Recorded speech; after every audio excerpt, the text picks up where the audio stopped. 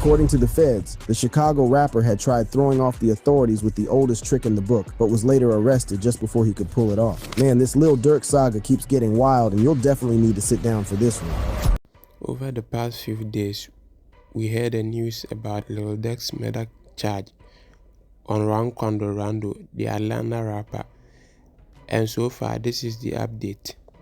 Lil Durk arrested trying to flee the country.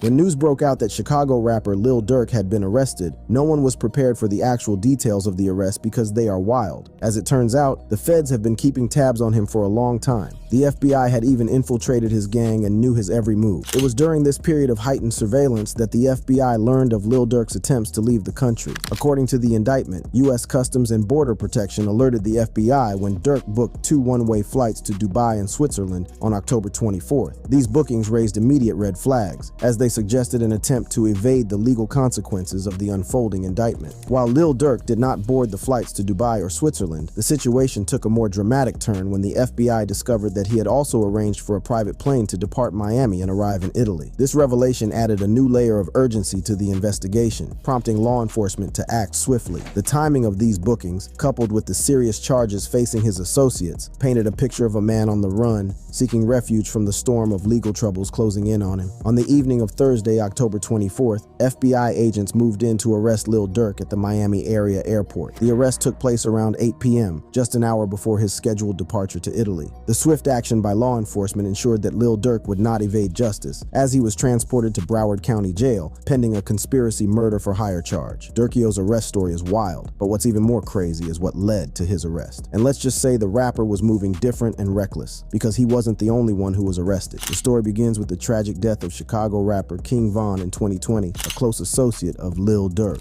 King Von's death sent shockwaves through the music industry and sparked a series of events that would eventually lead to the arrest of several OTF members. The federal indictment reveals that 5 individuals associated with OTF, Kevon London Grant, DeAndre Dontrell Wilson, Keith Jones, David Brian Lindsay, and Asa Houston, were charged in Los Angeles with plotting to kill rapper Quando Rando. This plot is believed to be a retaliatory act linked to the circumstances surrounding King Von's death. As law enforcement intensified their investigation into the activities of OTF, they uncovered a web of connections and communications that suggested a coordinated effort to target Quando Rando. The indictment details how these individuals allegedly conspired to carry out the murder for hire plot, which ultimately led to their arrests. Court documents allege that the 5 men used OTF-affiliated credit cards to book flights and rental cars to the scene of the shooting, and now they are faced with grave charges, including murder for hire involving a death and the use of a machine gun in a violent crime. What's crazy is that Durk might be in cuffs because one of his mans told on him. The indictment details how a dude named OTF Jam, a trusted member of the crew, played a crucial role in the investigation. Jam, who had been released from prison in 2022 after serving 12 years for attempted murder, was identified as an informant who had been cooperating with authorities for years. His decision to wear a wire and provide information to law enforcement was a betrayal that no one saw coming, especially Lil Durk. According to the indictment, Jam's recordings and the information he provided were key in linking Durk to the murder for hire plot. The plot itself was a meticulously planned operation, with OTF members allegedly discussing payments and logistics. On the day of the alleged attempt on Bowman's life, OTF-related credit cards were reportedly used to book flights for those involved in the hit to return to Chicago. These transactions, combined with Jam's recordings, formed the backbone of the case against Durk. Jam, a longtime member of OTF, was considered a brother by Lil Durk. During Jam's 12-year incarceration for attempted murder, Durk stood by him, providing financial support and ensuring that Jam's needs were met. This included covering legal fees, purchasing a house and car, and gifting him more than $50,000 in cash. Yeah, you 50, bro. You know what I'm saying?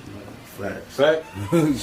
More than that. Everybody more than that. Shit. But so, can you tell us how much he gave you, or you don't want to even? No, we ain't gotta get into all that, but bro made sure he made a way for me to be straight. Like, Durk's actions proved the loyalty that OTF was built upon, making Jam's decision to cooperate with authorities a shocking breach of trust. But what OTF Jam revealed to the cops showed that Durkio was moving mad reckless and that he was determined to slide for Von. How Durk tried to kill Quando Rando. The conflict between Lil Durk and Quando Rando is rooted in a series of events that have unfolded over the years, culminating in a dramatic and violent confrontation. The tension between Lil Durk and Quando Rando can be traced back to their affiliations and the tragic events of November 6, 2020. On that night, OTF rapper King Von, a close friend and collaborator of Lil Durk, was killed outside an Atlanta nightclub. The altercation began as a physical fight between Von and Quando Rando, escalating into gunfire when a member of Rondo's entourage allegedly shot Von multiple times, resulting in his death. CCTV footage showed Von approaching fellow rapper Quando Rando and punching him to the ground. Von's guys joined in and started raining blows on Quando as he tried in vain to get away from his attackers. In a split second, one of Quando's homeboys, who was later identified as Lil Tim, appeared from behind their vehicle with a gun in hand and started letting off shots as everyone ran away. Von was hit on his torso. He would later die from his gunshot wounds while in hospital. The loss of King Von shocked the hip-hop community, intensifying existing rivalries and igniting new ones. For Lil Durk, the death of his friend was not only a personal tragedy, but also a catalyst for further animosity towards Quando Rando. Rumors began to circulate that Durk had placed a bounty on Rondo's head, fueling speculation and fear within the industry. Turns out it was actually true. According to court documents, OTF Jam told cops that after Von's death, Durk used coded language to tell OTF members that he would pay a bounty to anyone who would take part in killing Quando Rando. Durk's cousin, DeAndre Wilson, also told OTF members that anyone who took part in the murder would be rewarded with lucrative music opportunities with OTF, which was also a music label. As the months passed, the tension simmered beneath the surface, with both artists continuing to release music and engage with their fan bases. However, the unresolved conflict loomed large, casting a shadow over their careers and personal lives. By August 2022, the situation reached a boiling point. According to federal court records, Lil Durk's associates allegedly learned that Quando Rando was staying at a hotel in Los Angeles. This information set off a chain of events that would culminate in a carefully planned murder plot. The events of August 18, 2022, marked a pivotal moment in the ongoing conflict between Lil Durk and Quando Rando. On this day, a carefully orchestrated plan was set into motion, aiming to ambush and eliminate Quando Rando in the heart of Los Angeles. The details of this plot, as revealed through federal court records, paint a chilling picture of the lengths to which individuals were willing to go in pursuit of vengeance. The day began with Lil Durk's associates, DeAndre Wilson, Keith Jones, David Lindsay, and Asa Houston, arriving in Los Angeles. They had traveled from Chicago to San Diego and then driven to Los Angeles, allegedly using funds provided by Durk himself. The group was determined to carry out their mission with precision and stealth, avoiding any direct links to Durk by following his alleged instructions to avoid booking flights under names associated with him. The feds revealed that they obtained information from Durk's iCloud where he warned them not to book anything in his name. However, despite the warning, they still went ahead and booked the flights using a credit card linked to Lil Durk and OTF. Upon their arrival, the OTF members met with Keon Grant, a top associate who had flown to Los Angeles on a private jet. Grant played a crucial role in facilitating the operation, securing hotel accommodations for the group, purchasing ski masks, and obtaining 2 luxury sedans to be used in the ambush. According to court records, Grant also provided Jones and Lindsay with firearms, including one that had been converted into a machine gun, further escalating the potential for violence. As the day unfolded, the group allegedly began tracking Quando Rando and his associate Robinson as they traveled around Los Angeles in a Cadillac Escalade. Their journey took them to various locations, including a marijuana dispensary and a clothing store in West Hollywood. The tension was palpable as the suspects followed their targets, waiting for the opportune moment to strike. The climax of the day's events occurred at a gas station across from the Beverly Center, a bustling area in the heart of Los Angeles. Here, Asa Houston allegedly parked his car strategically behind the station, setting the stage for the ambush. As Quando Rando and Robinson stopped at the gas station, Jones and Lindsay reportedly exited their vehicle, armed and ready to execute their plan. In a dramatic turn of events, the suspects opened fire, unleashing a hail of bullets in an attempt to kill Rando. Tragically, Robinson, who was standing outside the Escalade, was struck and killed in the gunfire, while Rando miraculously escaped unharmed. The scene was one of chaos and terror as bystanders scrambled for safety and the suspects fled the scene. In the aftermath of the attempted ambush, the suspects regrouped at an In-N-Out hamburger stand, where they allegedly discussed payment with Keon Grant. The group then made their way back to Chicago, flying from San Diego, as authorities began piecing together the details of the brazen attack. What's crazy is that this might not be Durk's first murder-for-hire plot that he's been involved in, because a new lawsuit shows that he was involved in FBG Duck's murder, Lil Durk, and FGB Duck's death.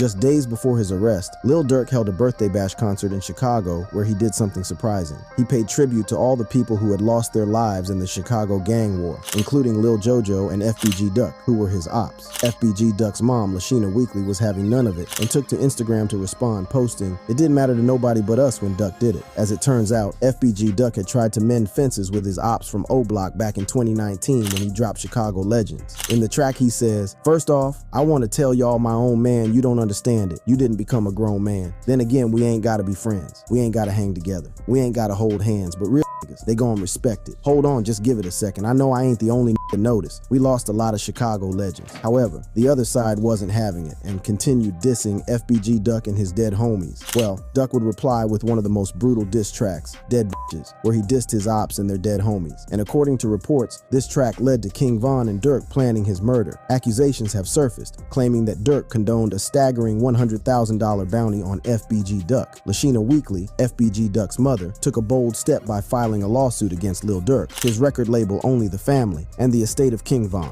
The lawsuit alleges that these parties not only condoned, but also profited from the violence that led to her son's death. Central to the lawsuit is the claim that King Von, a close associate of Lil Durk who was killed just 3 months after FBG Duck, had placed a $100,000 bounty on Duck's life. Just like OTF had an informant, O Block also had someone telling on them. According to the FBI's informant, Von had put a $50,000 bounty on Duck's head. However, no one was willing to do it, so Von bumped his offer to $100,000. It wasn't long before FBG Duck was shot and killed at Michigan Avenue and East Oak Street in the Gold Coast area of Chicago a few weeks earlier, an incident that had been caught on camera. CCTV footage showed a black car stop in front of a store, and armed men jump out and immediately start letting off shots as Duck tries to escape in vain. They then jump back in the black vehicle, and a gray Chrysler, which was also involved in the crime, sped away, leaving Duck to die. More footage showed the gray Chrysler pulling up to O Block with a cop car in pursuit. As the weeks turned into months, the police worked tirelessly, piecing together surveillance footage, eyewitness accounts, and social media activity. The breakthrough came when investigators discovered a digital breadcrumbs trail linking the crime to the O Block gang. Social media posts boasting about the attack, coupled with video evidence that placed suspects at the scene, began to paint a damning picture. Although the informant did not reveal the individual's name, they told the cops that the said person had rewarded the killers with custom-made O Block chains. Things were falling into place as a video surfaced on YouTube of King Von giving O Block members custom-made chains. The civil suit against Durk also claims Alamo Records, Sony Music Entertainment, Universal Music Group Recordings, and Empire Distribution are responsible for bankrolling the OTF criminal enterprise. According to the complaint, the music companies knowingly signed artists with gang ties, promoted diss tracks threatening FBG Duck's life, and profited from the deadly rivalry. While Durk has been linked to 2 murder-for-hire cases, he has also been charged in the past for attempted murder, which could have seen him locked up for a very long time.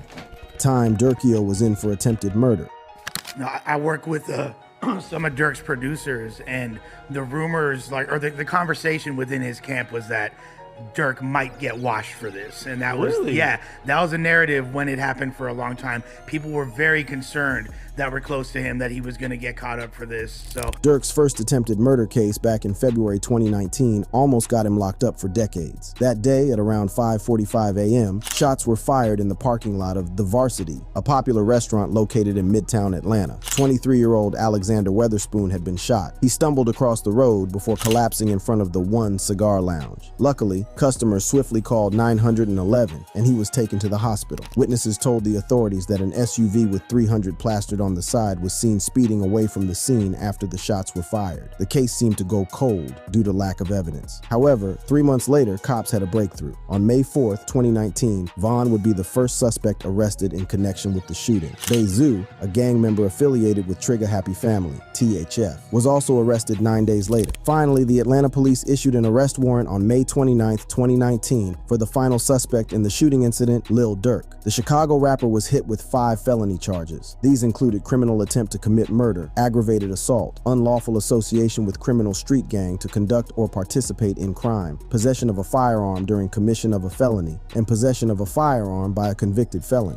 Despite the fact that he was on tour when the warrant was issued, Durk canceled everything and went straight to Atlanta. He immediately dropped a record titled Turn Myself In. The next day, the rapper wasted no time in getting ahead of any narrative by granting WSB-TV an interview at his lawyer's office. In the interview, the rapper revealed that he was about to surrender to the authorities the same day. According to him, he had nothing to hide nor nothing to run from. You're about to surrender as we speak.